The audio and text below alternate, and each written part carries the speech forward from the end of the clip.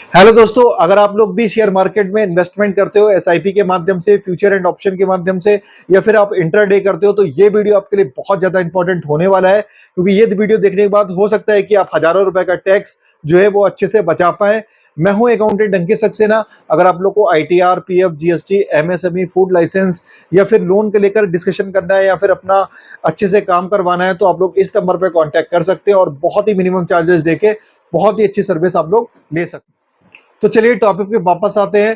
देखिए, कई मेरे पास ऐसे क्लाइंट्स आते हैं या फिर ऑनलाइन क्वेश्चंस काफी मुझसे पूछे जाते हैं कि सर मैंने एसआईपी करी थी लेकिन मुझे पैसे की जरूरत पड़ गई तो मैंने उसको लॉस में ही बेच दी। तो लॉस में बेची है तो क्या मुझे आईटीआर भरना पड़ेगा? क्योंकि मेरे ऊपर तो कोई टैक्स आ नहीं रहा है। या फिर कुछ लोग जो है वो इंट्राडे करते हैं या फिर फ्यूचर एंड ऑप्शन करते हैं और उसमें उनका काफी ज्यादा लॉस हो जाता है, तो उनका एक ही सर कहना होता है कि सर मुझे मेरा तो लॉस है तो मुझे आईटीआर क्यों फाइल करना पड़ेगा, या फिर इतना ट्रांजेक्शन हो गया तो आईटीआर फाइल करूं या ना करूं, ये काफी ज्यादा उनको डाउट होता है।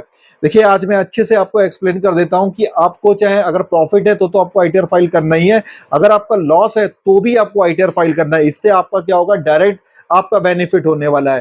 देखिए, होता क्या है कि अगर मान लीजिए आपने फ्यूचर एंड ऑप्शन किया है और आपका लॉस हो गया, तो आपका मान लीजिए 1 लाख रुपए का लॉस हो गया, तो आप क्या कर सकते हो कि आप उसको कैरी फॉरवर्ड कर सकते हो 8 सालों तक।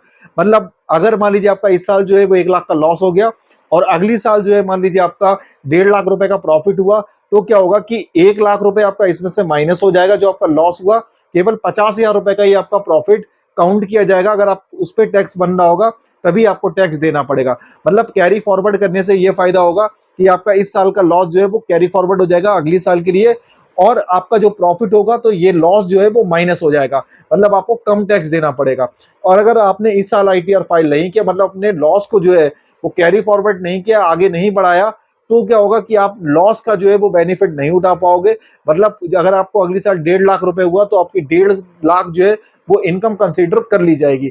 अगर उस पर टैक्स बनना है तो आपको टैक्स देना पड़ेगा। लेकिन नेक्स्ट क्वेश्चन सबसे ज्यादा मुझसे पूछा जाता है कि सर मैंने एसआईपी जो थी वो स्टार्ट करी थी, लेकिन घर में जो था वो कुछ नीड हो गई, मैं बीमार पड़ गया या मुझे घर बनवाना था या अचानक मुझे पैसे की जरूरत पड़ गई और मैंने एसआईपी जो है लॉस में बेच दी है, तो क्या मुझे आईटीआर फाइल करना चाहिए क्योंकि मेरा जो है लॉस है?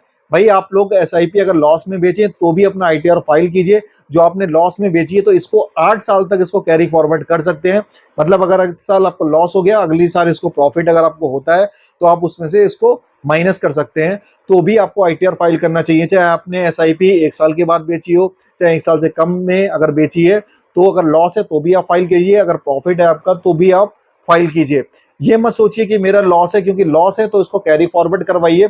अगर आप आईटीआर फाइल नहीं करते हो तो आपका जो लॉस है वो आगे नहीं सेट ऑफ हो पाएगा। तो ये जो है वो सबसे ज्यादा प्रॉब्लम होती है, काफी क्लाइंट्स को कंफ्यूजन रहती है। तो अभी अगर आप लोगों ने अपना आईटीआर फाइल नहीं किया है तो जरूर कीजिए, या फिर अगर कुछ डाउट हो तो आप लोग इस नंबर पर कांटेक्ट कर सकते हैं और बहुत ही कम पैसों में बहुत ही अच्छी सर्विस आप लोग ले सकते हैं। तो ओवरऑल आपको यही ध्यान रखना है कि चाहे फ्यूचर एंड ऑप्शन करें, चाहे इंट्राडे करें, चाहे शॉर्ट टर्म करें, चाहे लॉन्ग टर्म करें, अगर आपको लॉस हो रहा है तो भी आईटीआर फाइल करें, और अगर आपको प्रॉफिट हो रहा है तो भी अपना आईटीआर फाइल करना चाहिए, जिससे आप बहुत अच्छा टैक्स सेव कर पाओ। मिलता हूं नेक्स्ट वीडियो में। उम्मीद है कि ये टॉपिक आपको क्लियर हो गया होगा। बाकी कोई भी और डाउट्स रहता है तो आप लोग इस नंबर पर कॉन्टैक्ट कर सकते हैं। मिलता हूं नेक्स्ट वीडियो में। Thank you.